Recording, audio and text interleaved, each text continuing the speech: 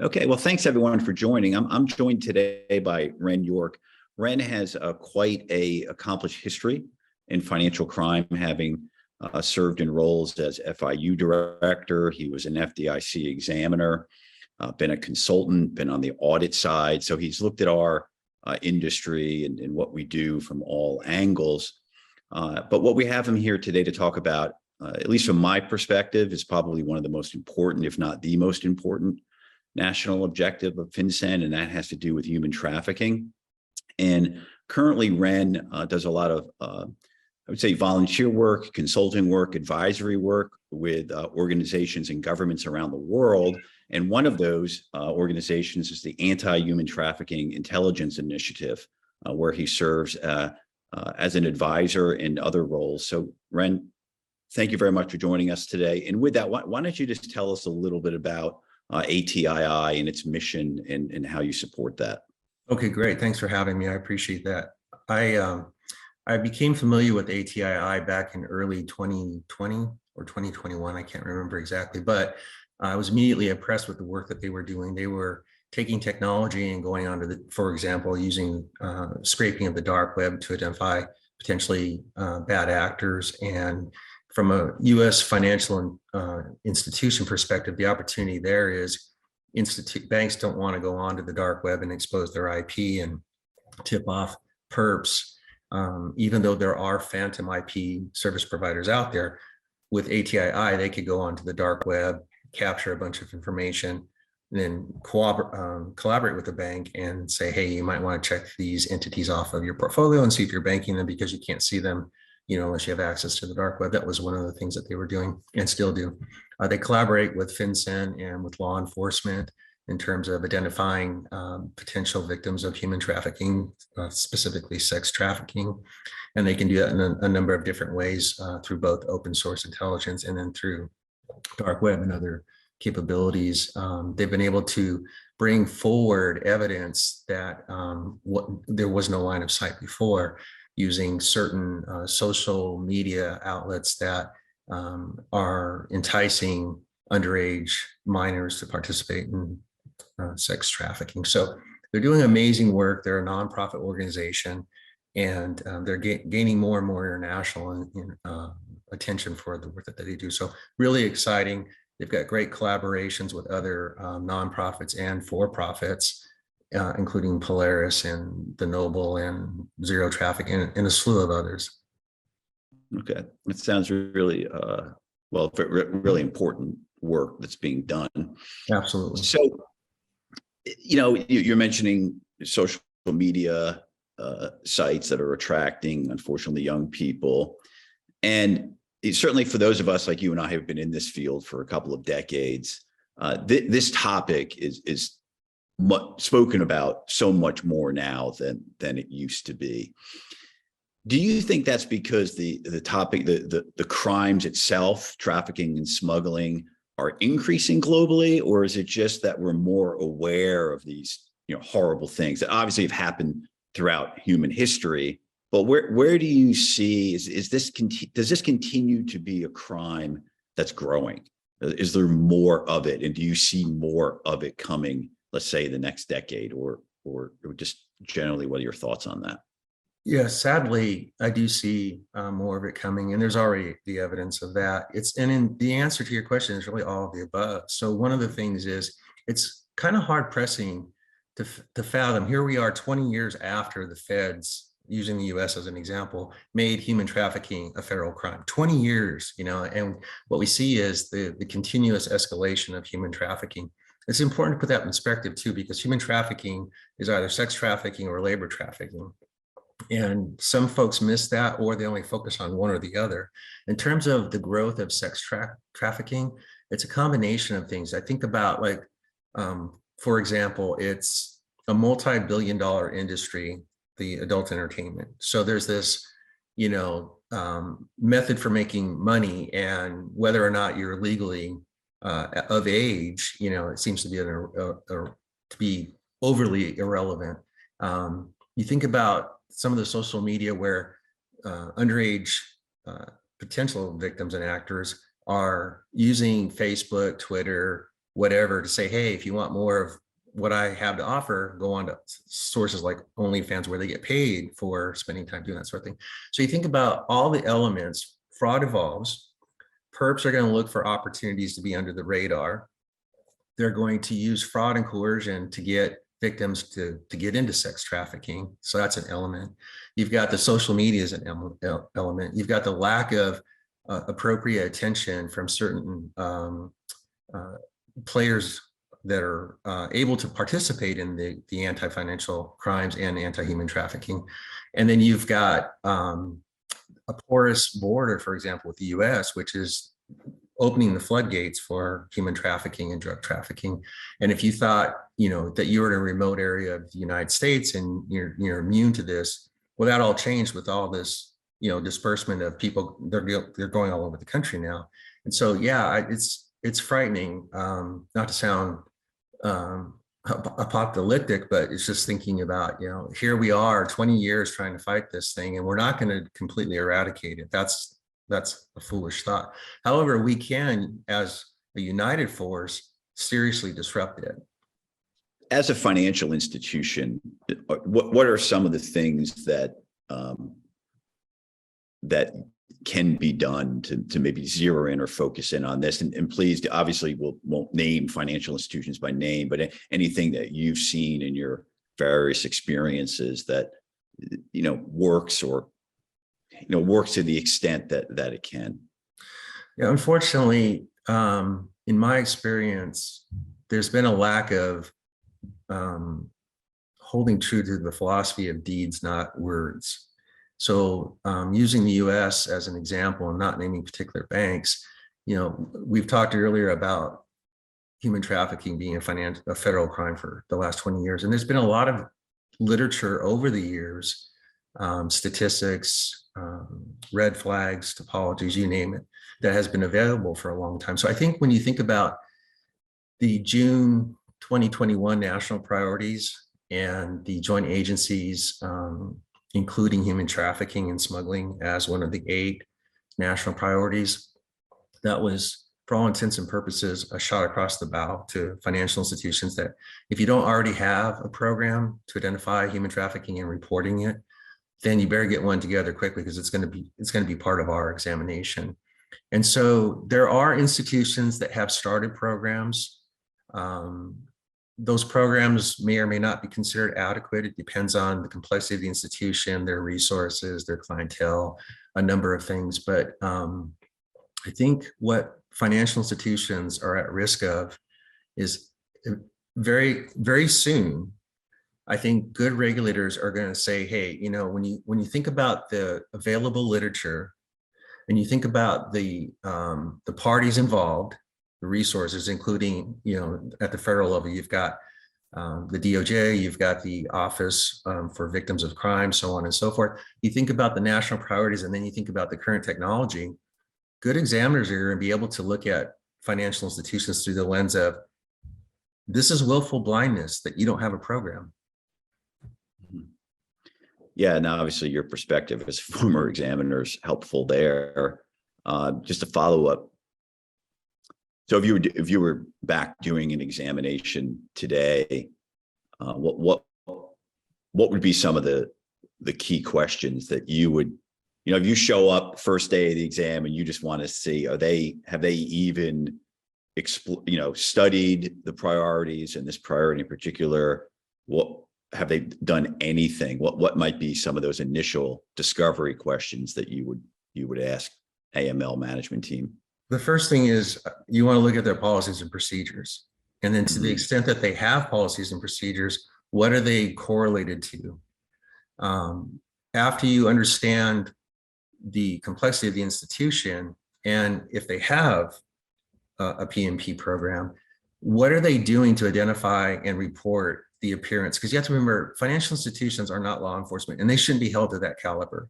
Their burden is that if you see something, say something. If it looks like it appears to be human trafficking activity, then report to FinCEN accordingly. And there's a checkbox on the SAR form for that particular topic, and you can speak to it to the extent of, this appears to be human trafficking, blah, blah, blah. You don't need to write a novel.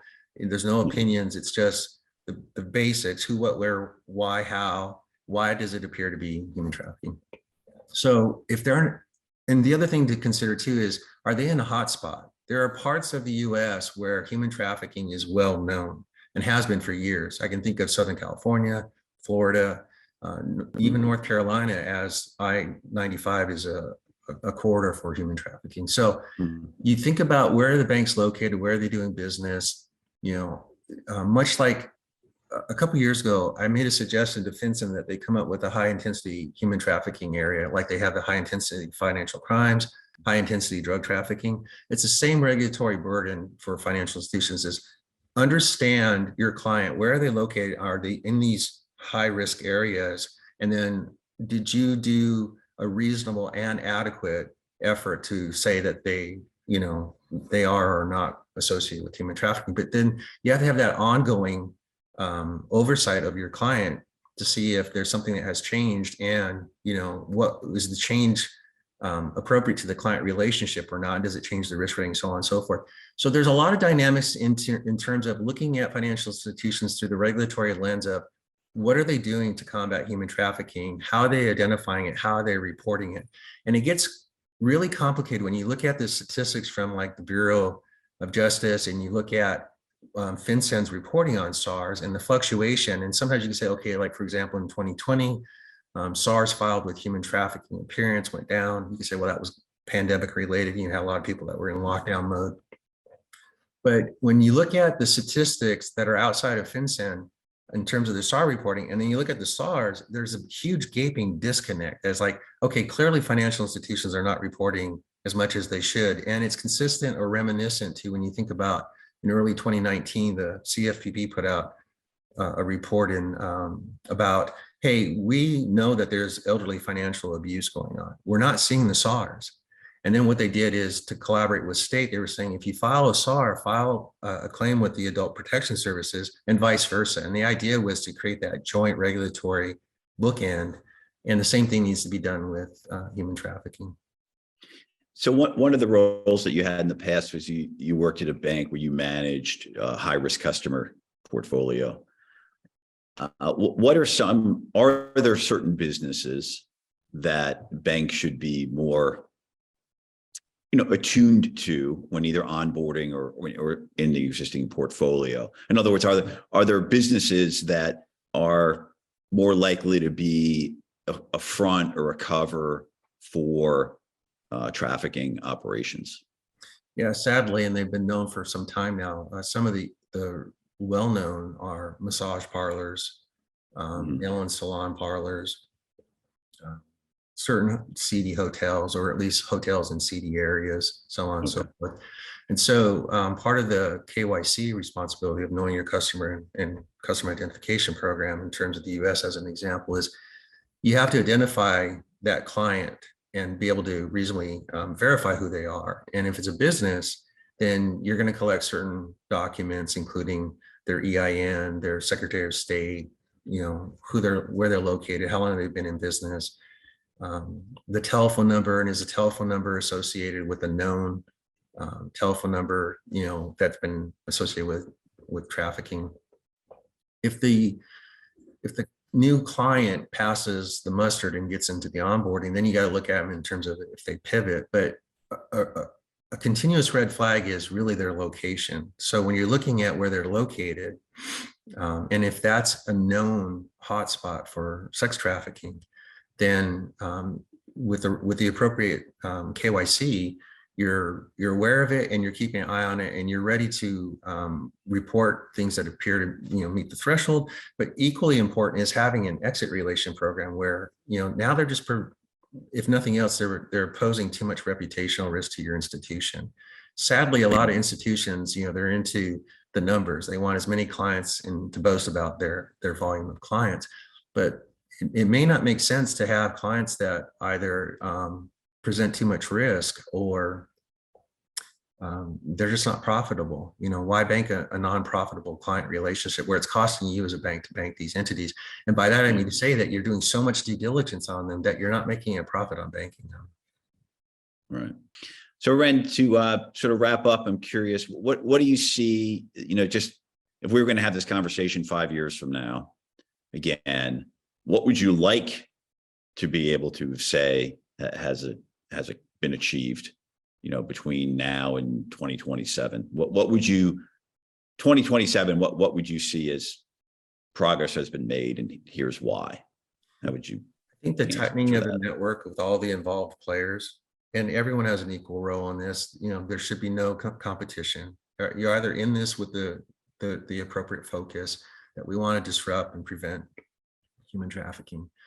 That tightness could go a long way. And then in terms of carving out a particular player in the network, and I'm picking on financial institutions because they're not where they should be by this time.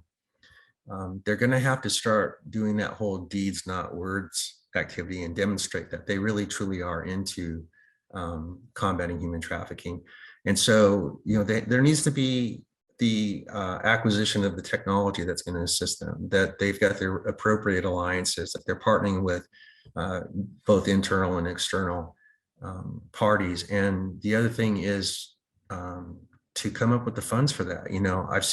Sadly, I've seen a number of institutions that can come up with millions for major sporting events, but they struggle to come up with the funds to, have the appropriate anti-human trafficking program internally and relationships, or they're sparse where 1 or 2 times a year they're doing something in collaboration, but it's not an ongoing thing. So I'd like to see all that tighten up. And then what could happen is we could see better statistics and reporting from legitimate sources and start looking at the data in terms of, okay, what are the patterns and practices? What are we missing? Where is there an opportunity based on an identified gap? Okay, well, welcome everyone. We're here again to speak with the Risk Canvas leadership team, Ryan Skousen, Joe Gillespie, and Quentin Hout. And we want to talk a little bit about human trafficking, and particularly we want to start off and let's try to just size the problem, scope the problem, and maybe talk a little bit about why do we think this has become a national priority that FinCEN cares about. Quinn or Joe or Ryan, whoever would like to start. Yeah, I'm happy to take the first stab at that, Dave. I think human trafficking has gotten a lot of attention by financial crime executives, by law enforcement, first and foremost, because it is a big problem and it's a growing problem. I think there's different numbers out there that have been published about, how big of a problem it is. According to Polaris, there were, over 16,000 individual victims, over 10,000 specific situations that involved human trafficking in the U.S. alone. And certainly the U.S. is a hotbed, but there's a lot of other higher risk places where this is happening as well. And that's just human trafficking, not to mention human smuggling as a problem that was also mentioned by FinCEN. So I think it is growing as a risk or as a threat, and therefore it is growing as something that's top of mind for risk management professionals. And so in 2023, my team led a survey where we asked thousands of financial crimes experts to kind of opine on and rate what their top of mind threats are. And we had everything on there from drug trafficking to human human smuggling, crypto, various types of cyber threats, a whole list of different threats. And human trafficking was at the top of most people's lists. I think it had the most #1 votes than anything else. And so I think, yes, it's a problem. It's a growing problem. Yes, it's top of mind for industry professionals, and it's clearly top of mind for law enforcement and regulators. Joe, do you have anything to add as you talk to clients here in the U.S. and also internationally? Are there sort of any anecdotal conversations that back up some of those survey results that Quinn talked about? That pop into your head? Absolutely. With every client, you hear this is a significant issue. I think partly the issue seems to be getting a little bit worse. I think with COVID and some isolation, facts around that, or I'm just sort of speculating, but statistically, we do seem to see increased instances of it. But it's hard to know, is that because we're measuring better, or is that because it truly is increasing, but certainly the increased attention from regulators, as Quinn said, in the U.S., and it's true, throughout the world. You're seeing increased attention and pressure around this issue. I think there's been a number of national and international initiatives to try to combat it. The exploitation in particular, overwhelmingly, it's exploitation of women. And so I think for all good and righteous purposes, every client, when we're talking about, the need to detect and thwart real bad activity happening in the world, this falls near the top of the list or at the top of the list. And the good news is, like, we kind of know what it looks like. We're starting to see, defined patterns. And so, for a number of years now, you've been able to attack both sort of the origin country and the destination country. And what are some latent indicators that you can look at there? And so everyone wants to get better. But unfortunately, it comes back to the common problem, right? It's like data and just being able to make sense of it quickly and adapt as the threat continues to evolve. It's much easier said than done. Yeah, I mean, I would agree. This is clearly all the issues, all the national priorities have a human element to them, but this in particular, I think, stands out for all of us in financial crime, and then just the general public as well. And it's something that a lot of financial institutions sort of get behind. There's a lot of nonprofit efforts. Quinn, maybe could you share a little bit about, so institutions are concerned about this. What are some things that you're seeing and hearing that institutions can do as far as, how they organize their program, other policy decisions, procedure decisions, technology? And then Ryan, we'd love to hear from you a little bit more on that tech perspective. So Quinn, why don't you share a little bit about just what you think institutions can do to help in this fight? Sure. And as we've talked about in other sessions, there's certainly a spectrum of responses to this, and the laggards, I would say, in across the industry that we speak to, haven't changed. They've made no adjustments to their program to reflect the FinCEN priorities. And their risk assessments are really kind of aligned to product and geography and that type of risk. The leaders in the space have started to kind of build new risk assessments where they align their risk assessments to these FinCEN priorities and say, what is our specific exposure to drug trafficking or human trafficking, et cetera, and what controls do we have in place that align up to each of these threats? And so, again, the leaders that we work with have gone through that. We're more than a year past when these priorities were released, right? So at this point, a lot of the leaders have already gone through the exercise of doing that mapping, and they understand kind of how well their controls are aligned to human trafficking specifically. And once they have that mapping, they can start building out the controls and maturing the controls around how they detect and how they prevent human trafficking. Some of those controls or mitigating factors are how they're investigating alerts and cases that come across their desk.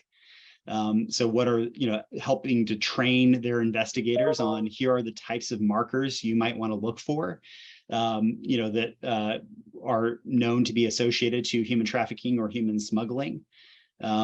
Some of the controls are training upstream to, branches, and make sure that everyone's aware of kind of what those markers are.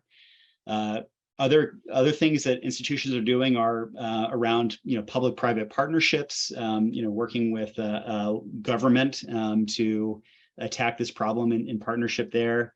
And then certainly there's a lot that goes into kind of technology alignment to make sure that there are rules and typologies and scenarios that are in place that would be detecting human trafficking related risks. Maybe I'll pass it over to Ryan from there to talk about that.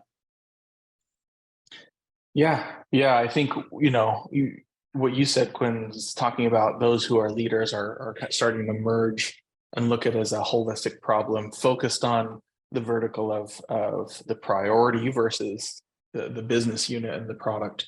On the technology side, the way we're actually a good thing of this economic situation that we're in is that there are financial pressures on the CIO organizations to collapse what has historically been the programs around detecting, and the technology programs and vendor programs, or vendors contracted to detect these types of things. They're actually collapsing because they have extreme pressure, economic pressure, to collapse those things down. And I think that is another kind of motivator for getting things aligned, because you really need to, from a data perspective, not think of your data as siloed by product or siloed by business unit. You really need to be able to have that data kind of holistically and collectively. You need to look at what website data is coming in when people are using their phones or whatever. But you also, transactions and the source of those, they could come from many different products and places. And you need that all in one place. You cannot look at it in a silo. So you have to be adaptive to not just have the data in one place. You have to be data flexible. You have to be able to look at two different types of transactions coming from different business units in one view, in one perspective, when you're looking for those typologies and those red flag indicators, Quinn. So the flexibility with which you can combine and join that data is a big thing. And then the typologies are changing. If you're looking at technology that can only sustain changes to their core rule sets or scenarios that they're looking at to try to detect these typologies every 6 months, you're not going to be flexible enough. You really need to be able to have these rules adapt, be able to test them with your business unit, see something new come in, analyze the data from the rules, historic runs, your A/B modeling, all of that, and then very quickly adapt the rules that you have to match those typologies and what you've learned. So that flexibility is really critical. I mean, we're norming around it organizationally, structuring around it now because of, I think, mostly economic pressures, pulling data and systems together, but you still have to be able to kind of react agilely to what you learn and what you see, and have your data and system react with you. Those are big things that I hear when Quinn talks about kind of the shifts that are happening organizationally and the reflection that I see on the technology side. Yeah, Joe, maybe share some thoughts on, it seems to me, as someone who's spent a lot of time in this industry, this is really, detecting human trafficking could really be a more of an intelligence type analysis investigation than just this reactive, we saw this happen, so we're doing this. And of course, intelligence requires the consumption of all different types of data. Maybe talk a little bit around, share your thoughts on, taking in that external sort of, what we call open source data and melding in that with what's happening in a bank. Yeah, 100%. Couldn't agree more. Obviously, the notion and the approach around like threat hunting, as opposed to just setting some rules and sitting back and waiting, it really lends itself to this human trafficking thing. You want to sort of identify risk markers. You want to say, well, and it's true, like there are certain countries that just tend to be higher risk for the exploitation and the stealing of women, right, from a source perspective. So you should identify that list, and the FATF has published it, and many others have as well. So, and then what are other types of markers that you're going to look for and include? You mentioned open source information. I think Quinn's talked about it before, but it's not that difficult, and you can actually find consolidated lists out there to find these fake advertisements, right, from a prostitution perspective, to identify contact information, email addresses, phone numbers, other types of messaging that will uniquely identify, these massage ads and other types of ads. So having that, pulling that into your arsenal, having something that you screen against, but then understanding that the threat continuously changes. So it's good to bring in that information, look for common addresses, look for, the classic things of like many plane tickets purchased by a single account, and they're all under different names, et cetera. But the threat evolves, and to illustrate that point and why you need to just stay on the hunt, right, and enable threat hunters to continue to carve through data. I mean, if you look at like the traditional prostitution type oriented typologies and the threat and risk indicators that you'd be looking for, they look very different than if you've followed, for those who followed the Andrew Tate debacle, right? He's gone on tirades and just articulated in great detail the way he does human trafficking and exploitation of women. He's very proud of it.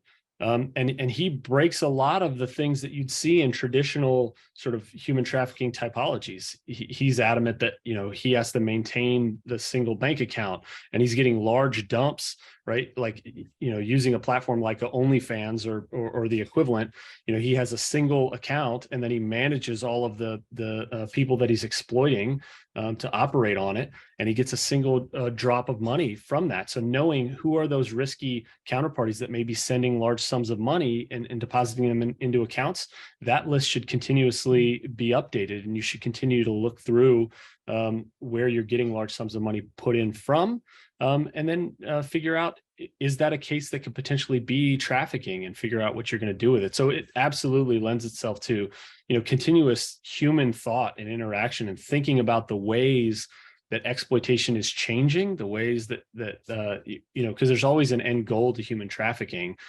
So how are the people that are trafficked then exploited, and thinking about that as it changes in the modern world, and figuring out what would the latent indicators of that be, and then have people who are capable of hunting through your. Okay. So Quinn, to wrap us up, is there any thoughts you want to take us out with? Yeah, I mean, like I said, there is a spectrum that we're seeing across the financial services industry, of laggards to leaders here. I think if I had to break it down, 80% of the clients that we talk to are still on the laggard side of that spectrum, where they are still looking at financial crime, risk assessment, and all the way through kind of control design and typology design in this very kind of archaic way. And 20% of the clients that we meet with are in this leader category, where they have realigned the way that they're looking at their risk assessments to these fence and priorities, much more threat oriented. And we're seeing that to be a much more effective way of detecting these threats, and being more precise in the way that they're detecting. And it's not just about threat detection, right? Not only is it making them much more effective in detecting and preventing financial crime, but I would say it's also making them more efficient, because they're getting a lot better at detecting what's really risky and what's really a threat, and they're leaving a lot of the noise behind. So I guess what I would leave with is encouraging the listeners and the viewers to think about or rethink the way that they're approaching financial crime risk assessment. And of course, we're happy to share our thinking with with anyone, and our benchmarks and our insights, and certainly our survey results from our 2023 survey that I shared earlier, in order to help them along that journey. Well, that would be great. And if the rest of the industry can follow what those 20% of the leaders are doing, then I think it could be fairly said that the national priorities, whether intended or not, will actually help modernize some of what's being done in AML and other financial crime. I'm here again with Quentin Hout from the Risk Canvas team. And Quentin is going to lead us through a little bit about how Risk Canvas can help identify activity that might be indicative of human trafficking or human smuggling. There's a lot of different types of businesses that are involved. There's a lot of different illegal activity that human traffickers are involved in. One of them, unfortunately, and all too frequently, tends to involve prostitution. So Quinn, why don't you walk us through an example of how Risk Canvas could help maybe identify something that at minimum would warrant a further investigation and ultimately could be indicative of actually suspicious activity involving trafficking and prostitution. Yeah, thanks, David. So I think, like we've talked about in other episodes, a lot of the times, our common transaction monitoring alert or scenarios catch suspicious activity, and it's only when you kind of get in and start doing the investigation and looking at the pattern of transactions that it becomes evident that this person or this business is associated with human smuggling or human trafficking. I do think there's been a lot of great work published about scenarios and rules and data markers that you can find, that are indicative of human trafficking and specifically, with regards to prostitution. And I think a platform like Risk Canvas that gives the power to users to create detection rules and create analytics on the fly it yields us really good results for a risk or a threat like human trafficking, because it allows you to kind of be flexible, allows you to create rules, test those rules, tweak those rules, create brand new rules that get really targeted to the specific threats and the specific typologies. Because another thing we've seen is it differs from geography to geography. These typologies do, and so the ability to be precise on a geography by geography basis of what are you trying to detect can be very helpful.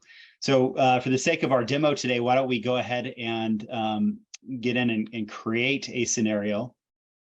So here I'm going to go ahead and just give it a name. I'm going to call this human trafficking, just to give it a tag of what we're trying to catch. Volume of ATM deposits. Typically we would give it a description and some other metadata here, but I'm just going to go ahead and move on. In Risk Canvas, I have to specify what data set I want to apply this to. In this case, I'm applying it to a set of transaction data.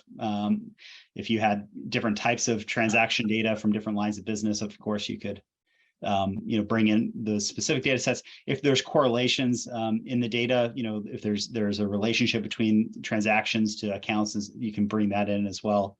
I'm also going to bring in a couple of what we call accumulators. And so one of them is what we call a count of ATM locations by location number. And what this is essentially doing is it's counting the number of transactions that are happening at a unique ATM within a day for an account. And so it's, as you can imagine, every transaction that's happening, this accumulator is kind of counting the instances where this takes place, and it gives us a number, right? And we can use that number for our rule editing. The other thing I'm going to bring in here is an average transaction amount. And the reason being, typically what we're targeting here is a situation where, there may be prostitution going on, and the proceeds of prostitution are being deposited back into an ATM, and so typically that is going to be within a specific dollar amount, dollar range.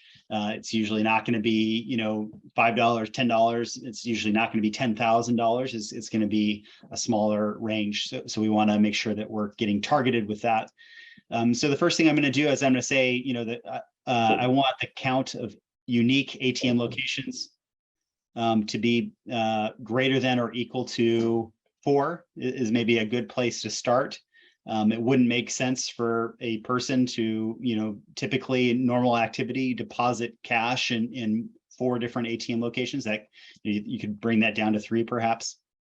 Then I'm going to take that average transaction amount within a day, and I'm going to say I want that number to be somewhere between, let's say, $25 and let's say $500. And obviously, you would want to do some research to know where to set those thresholds and some above the line, below the line type of testing. But just for the sake of our demo, let's say that's what we're going to create here for our scenario.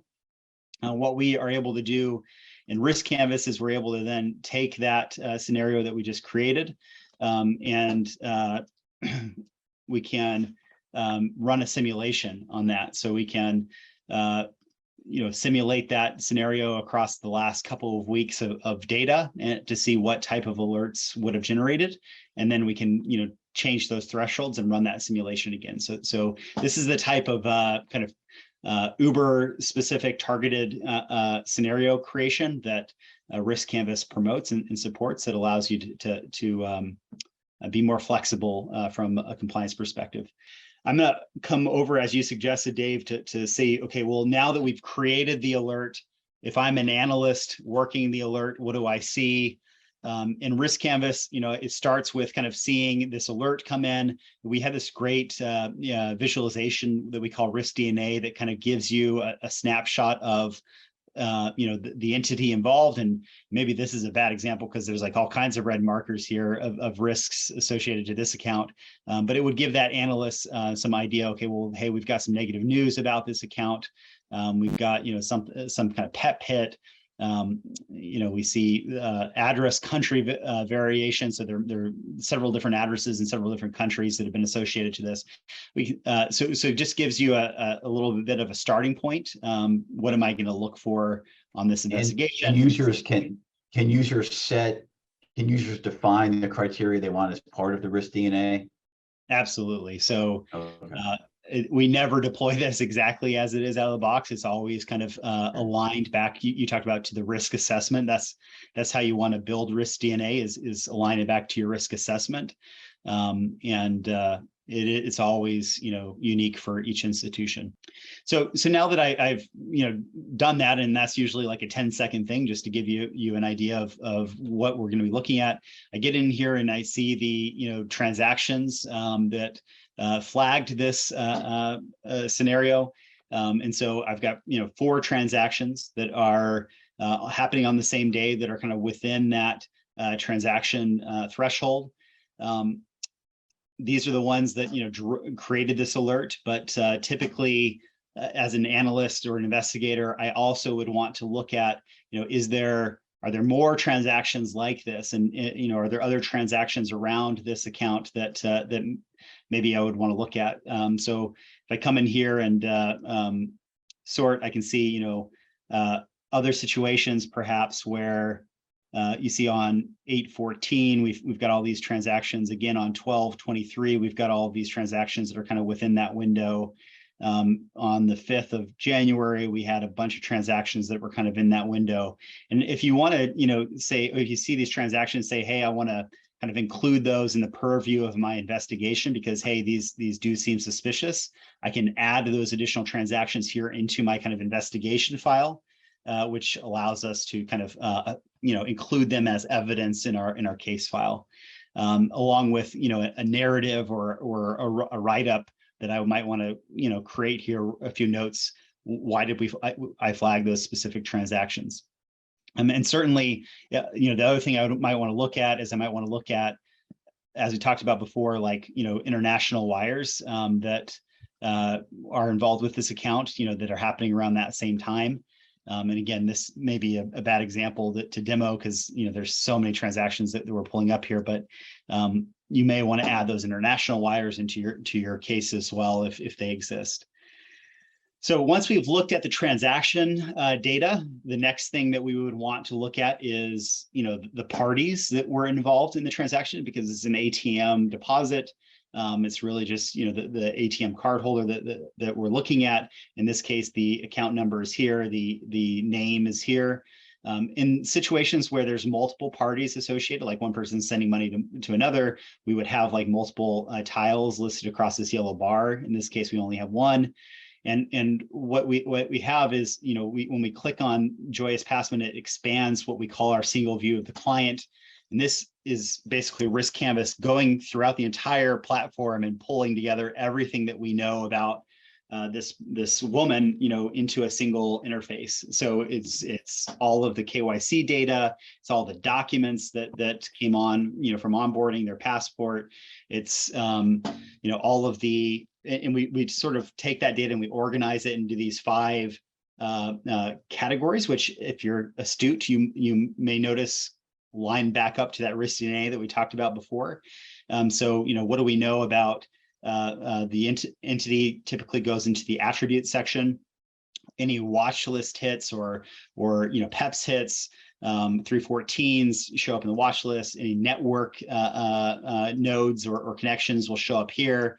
Any negative news will show up here. And so again, going back to this scenario where I see multiple ATM deposits happening, what I might be looking at is, what is the line of work that this person is in, and has that been validated? I may also want to look at negative news, because a lot of times, there's arrests. There's public-private partnerships that publish information about kind of known people involved in this type of work, and so those can show up here in this negative news section. And then you may also want to check to see if there's been, SARS or cases that are associated to this account in the past as well. So that's the type of investigation you would kind of do probably at the alert level, and then obviously escalating up to a case level, and then escalating up to a SAR. Yeah, it's comprehensive and smooth. So the thing I look at when I see you do these demos is it's all done in this one system. Yeah, right. That's what we're trying to do. You're not leaving and going other places and spending a lot of time. A lot of time doing what a lot of investigators unfortunately still have to do. Absolutely. Well, that's great. Well, thank you again for this, Quinn. And of the 8 national priorities, all of them are important, but I think human trafficking one is one that the industry focuses a lot on, and it's great to see that Risk Canvas just can support that effort and attention. All right, so thanks. So again, I want to thank everybody for joining us today. And until the next episode, have a good one. Bye-bye.